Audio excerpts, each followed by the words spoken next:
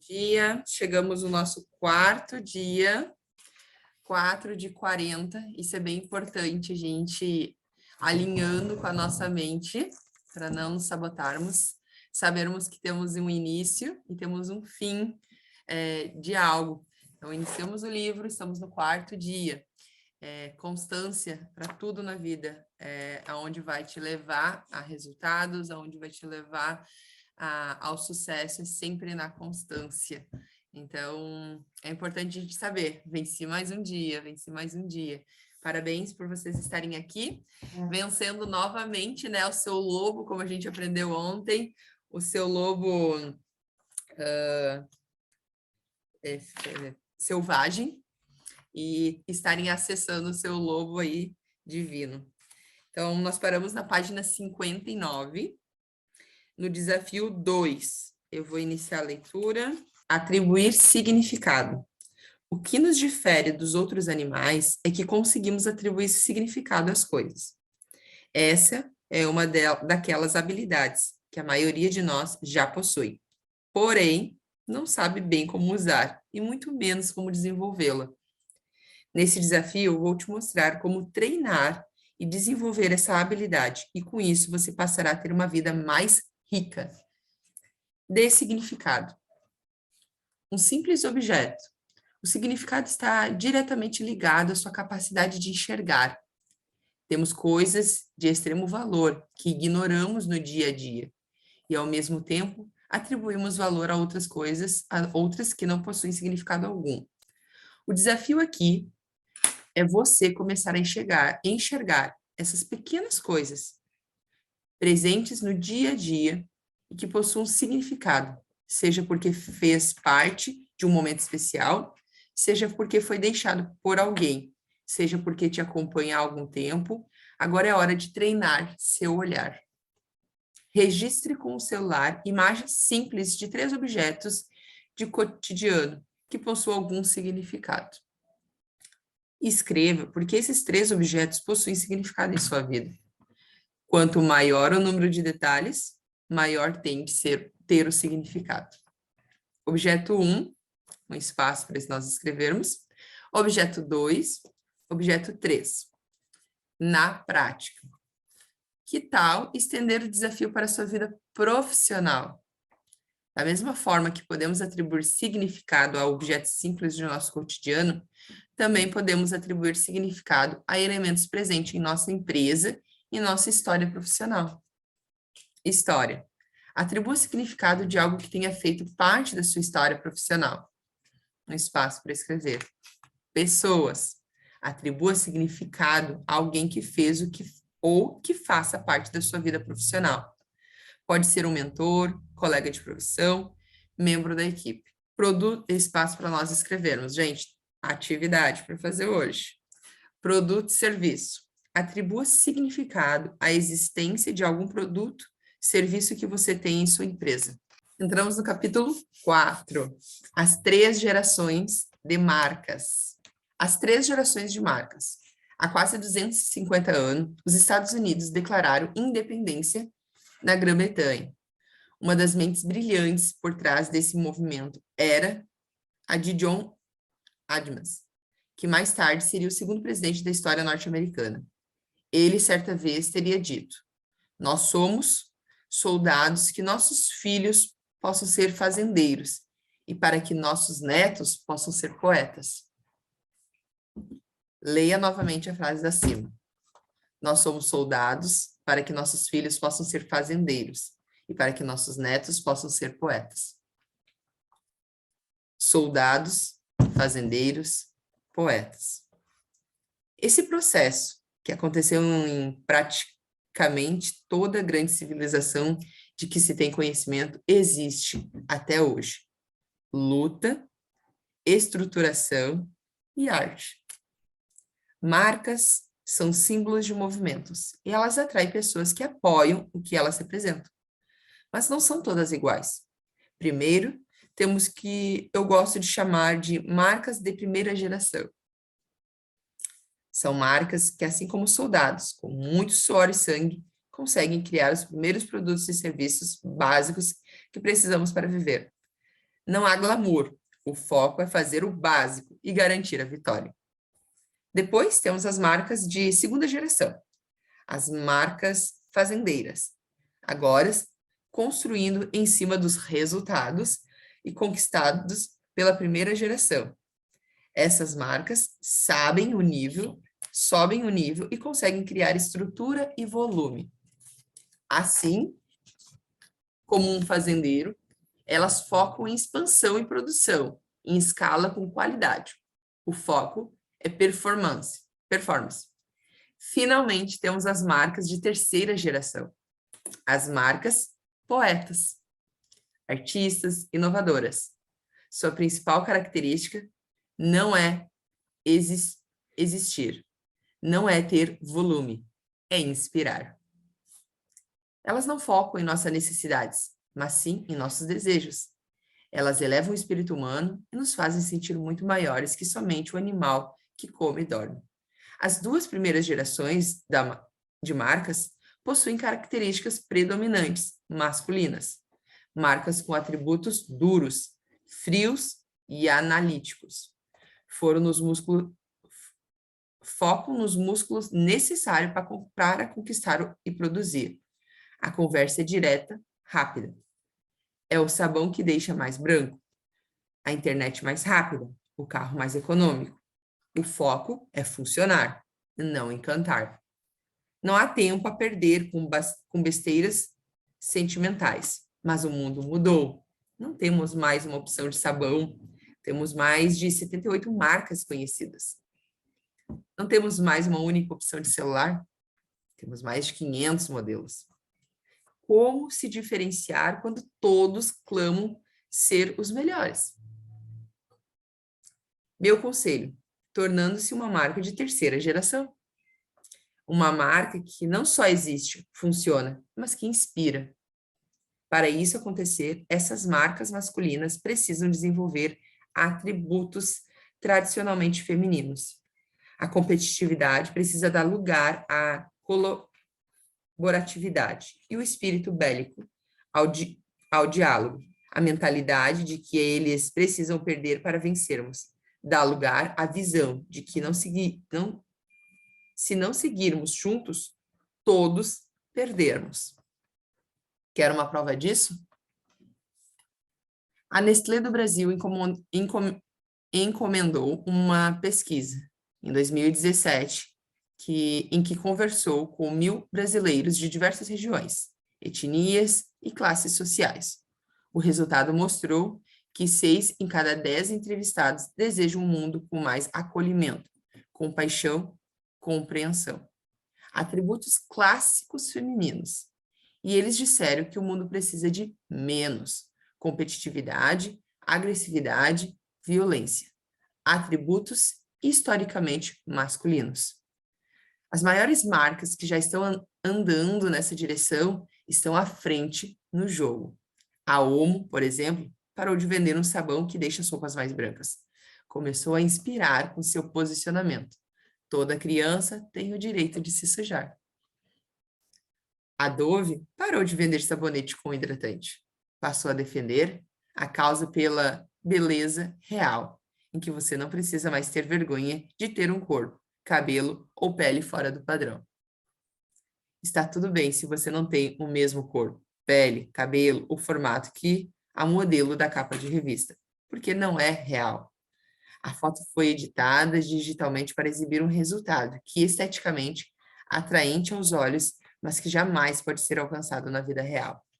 Isso é tão verdadeiro que há alguns anos foi criado na França uma lei que obriga as propagandas a incluir um aviso.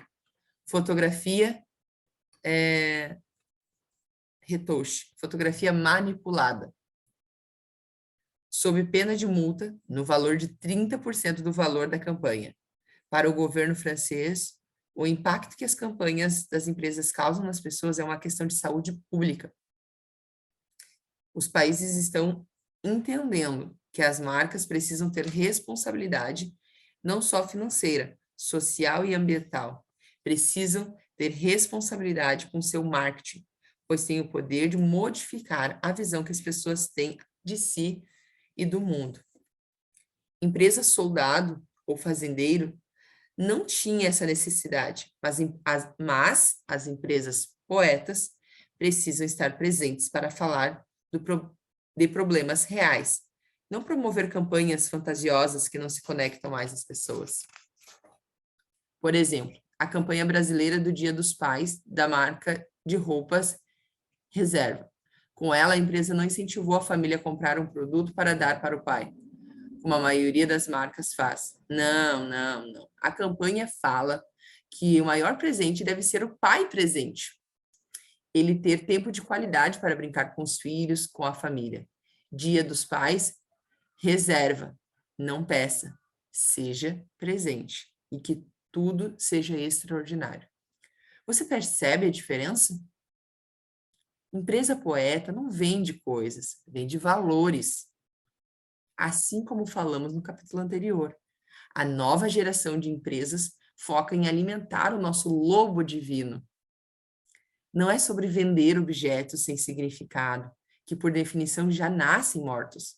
É sobre relembrar que precisamos viver em nossa maior missão como humanos, expandir nossa consciência, deixando um legado positivo de nossa existência. E qual é o papel das mulheres? Uma marca feminina. Não é só uma marca criada por uma mulher ou voltada para mulheres. O que precisamos é que os atributos considerados femininos inspirem todas as marcas, no nível em que for necessário e fizer sentido para seu contexto. Enquanto as marcas de geração anteriores clamam ser melhores, mais rápidas, mais baratas ou mais fortes, as marcas poetas focam em valores, no que representam, no significado que agregam à vida das pessoas. Menos batalhas, mais poesia. Se você está segurando este livro agora e é mulher ou trabalha com mulheres, eu tenho um pedido. Evite ceder à pressão de se tornar mais rígida no mercado de trabalho. Para levarmos essa geração para próximo nível de evolução, precisamos de líderes com sensibilidade. Não perca a capacidade de comunicar emoção, pois essa será a ferramenta de transformação das próximas décadas. E, quando necessário, ajude os homens a desenvolvê-la também, se possível. Essa é a chave para conquistar o coração das pessoas, na era das empresas poetas. Precisamos de líderes com capacidade de comunicar emoção, pois essa será a ferramenta de transformação das próximas décadas. Essa é a chave para conquistar o coração das pessoas. Eu percebo que atualmente existe uma cobrança enorme para que as mulheres sejam profissionais de sucesso, mas sem deixarem de ser mãe presente, para terem um corpo dentro de um padrão de beleza, mas sem se tornarem aquelas que está sempre de dieta, de poderem expressar sua sexualidade de forma genuína, mas sem chocar demais os que estão à sua volta. Como se faz isso? E como especialista de marketing de diferenciação, também pergunto, como uma empresa pode ajudar as mulheres a encontrarem essa liberdade? Em momentos de transformação, como o que vivemos, respostas prontas não vão servir mais. O que precisamos é de marcas que tenham coragem de ser quem são, autênticas, que nessa jornada descubram o que funciona para si e compartilhem sua experiência com o mundo. Inspirem mais pessoas que acreditem em sua visão. O mundo pode ser um lugar incrível se deixarmos nossos rifles e foices de lado e começarmos a aprender como conquistar com os nossos corações. Topa um desafio? Menos batalha, mais poesia? Como se comunicar como uma empresa poeta? Torne-se uma marca que inspira. A nova geração de empresas foca em alimentar o nosso lobo divino, atributos significativo, expandindo nossa consciência e se comunicando com mais sensibilidade e emoção. Por isso, o desafio aqui é conseguir se comunicar, focando menos em batalhas e mais em poesia. Como fazer isso? Usando como base a sua forma antiga ou atual de comunicação. Passo 1. Escolha um vídeo, uma publicação, em imagem ou texto que tenha feito nos últimos meses. Transcreva abaixo, palavra por palavra.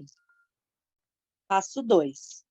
Com base nos 3 elementos que fazem parte da comunicação das empresas poetas, escreva o texto, atribuindo significado, mas mostrando seu lobo divino e se expressando com emoção.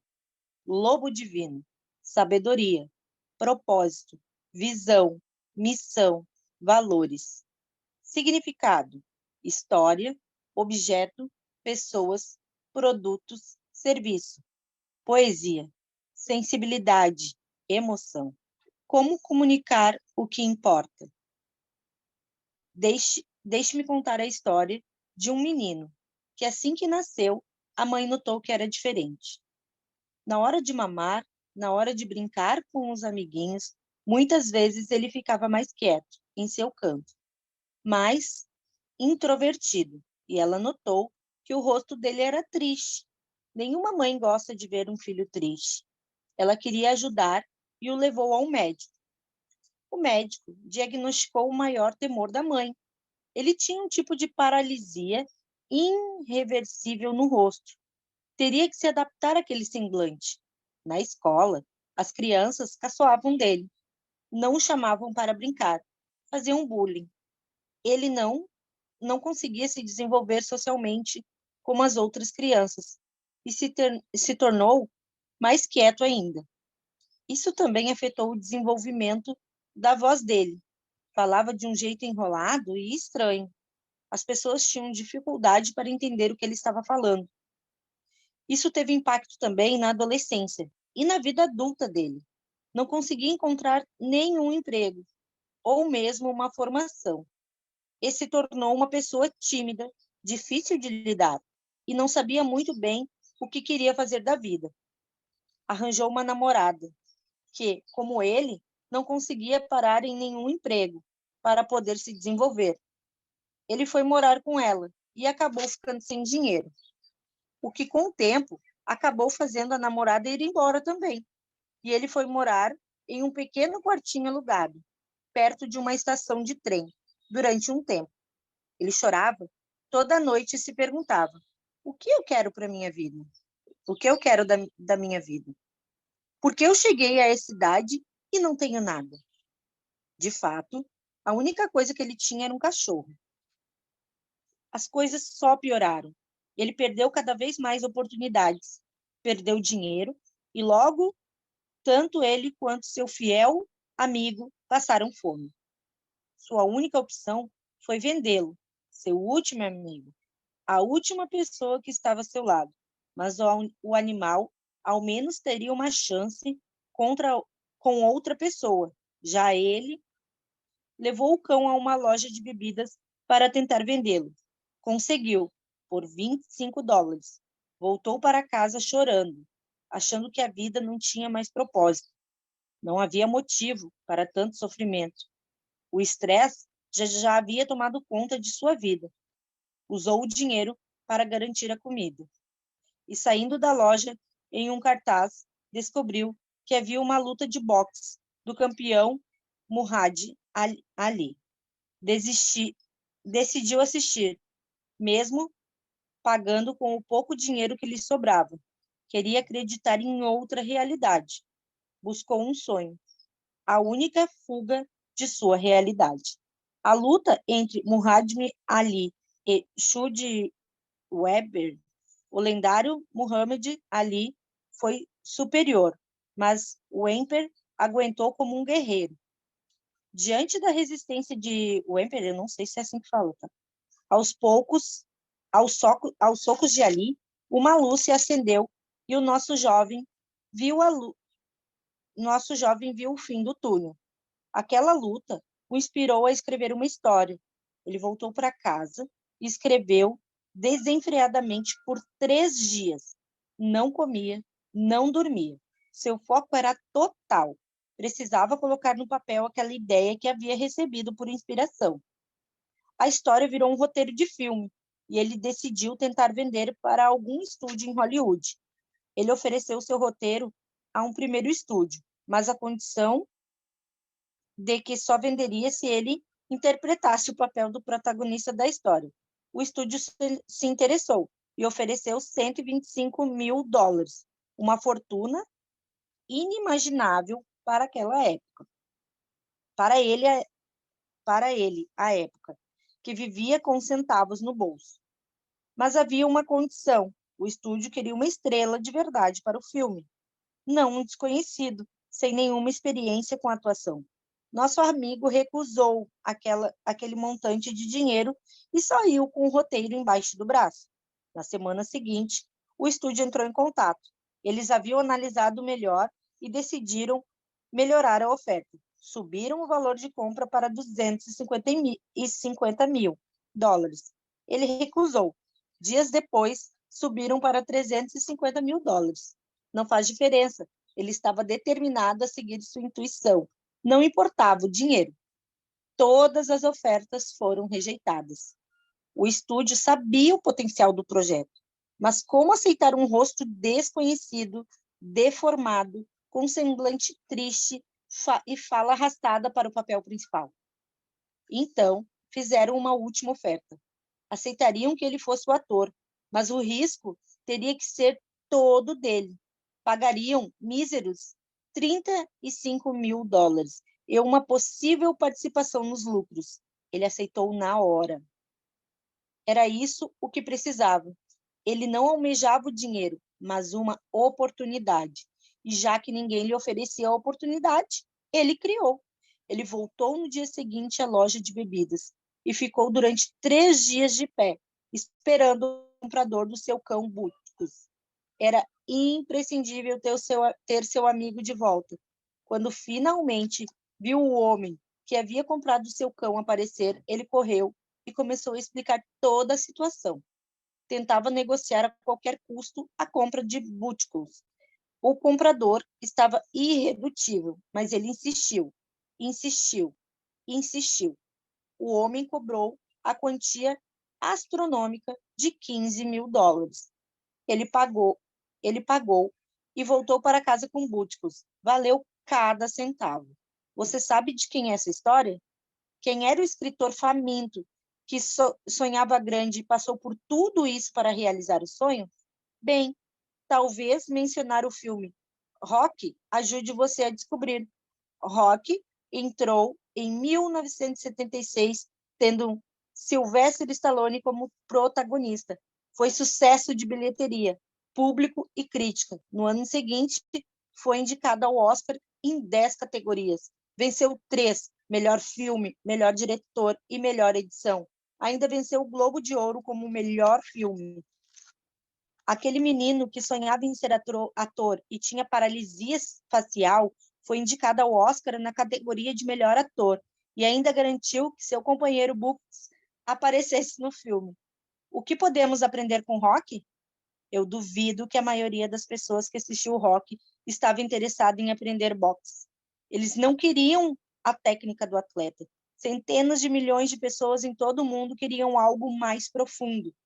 Rocky não é sobre uma luta de boxe, é sobre a luta da vida, é sobre apanhar da vida de todos os lados, todos os planos darem errado, conhecidos não acreditarem em você, você ser despido de tudo e mesmo assim, de alguma maneira, continuar em frente. É uma história de amor. Adrian é a namorada e a única fonte de força de Rocky Balboa. É por ela que ele luta e vence barreiras que que pareciam intransponíveis. Tudo pelo poder da fé e do amor. A frase de Rocky, né, sobre quantas vezes você cai, mas quantas vezes você se levanta, se tornou um mantra, ainda mais compartilhado por pessoas mais de 40 anos depois. Pare de apanhar da vida, para passar a aprender com a vida. Recentemente, um amigo me contou que seu irmão mais novo ficou viciado em drogas por anos. Por incontáveis noites, sua mãe ficou acordada, orando e chorando, por não saber onde seu filho mais novo estava. Muitas vezes, foi chamada para retirá-lo das ruas, hospitais e delegacias, até que um dia, ele passou mal e foi levado para o hospital. Descobriu um tipo raro de câncer no cérebro. A família fragilizada não sabia o que fazer. Isso uniu os familiares para enfrentar aquele problema. Semanas depois, o câncer simplesmente desapareceu. O médico não soube explicar exatamente o que houve. Ele tem chances de voltar um dia, mas por hora ele pode viver normalmente. Isso foi há 10 anos. O irmão se livrou das drogas, casou, tem filhos e hoje ajuda outros jovens que estão indo para o mesmo caminho que ele no passado. A família nunca esteve tão unida, com tanto amor, com tantas pessoas sendo ajudadas, e tudo nasceu do seu vício, o maior problema que enfrentaram até hoje. Sylvester Stallone também transformou sua dor real em algo que agradasse as pessoas. Para isso acontecer, ele teve que olhar além da dor, além da dificuldade, além das lágrimas. Ele precisou parar para olhar o problema e perguntar: o que eu preciso aprender com você? E a resposta foi transformadora. Na vida, todas as experiências são para o nosso bem. Vêm para o nosso bem. Chamamos de boa as que vemos os benefícios, e as de ruim, as que ainda não vemos. Mas para entender que tudo que acontece para o nosso crescimento é a chave para ver a diferenciação. Um novo emprego, uma missão, uma demissão, um novo amor, uma desilusão, uma doença inesperada, uma cura inexplicável, um presente, um assalto, uma falência, uma nova empresa, todas as experiências que entram em nossa vida têm um objetivo. São mestres que se aproximam para nos ensinar algo que precisamos aprender em nossa evolução. Mas para podermos aprender essa lição, precisamos sair do estágio de dor, de vitimização. E isso não é natural, pois nosso lobo selvagem não quer evoluir, quer somente evitar a dor. Assim, não olhamos a lição que vem junto com a dor. Sem aprender essa lição, a vida vai encontrar novas maneiras de tentar nos ensinar aquilo, e nunca saímos daquele ciclo. O lobo selvagem foca em fugir da dor. O lobo divino foca em aprender a mensagem que a dor vem entregar. Stallone fez isso. Meu amigo fez isso. Você já deve ter feito isso várias vezes na sua vida. Os grandes antigos chamam esse processo de catarse, ou a purificação da alma através da descarga emocional provocada por um trauma. É mais do que chorar, é aprender algo com o que nos fez chorar. Isso nos leva à evolução, é deixar de apanhar da vida para aprender com a vida. E quando você aprender determinada lição, ela não precisa mais voltar. Você não sofre mais com aquilo. E agora você está pronto para uma nova lição na sua jornada. Perfeito, Karina, está aqui hoje.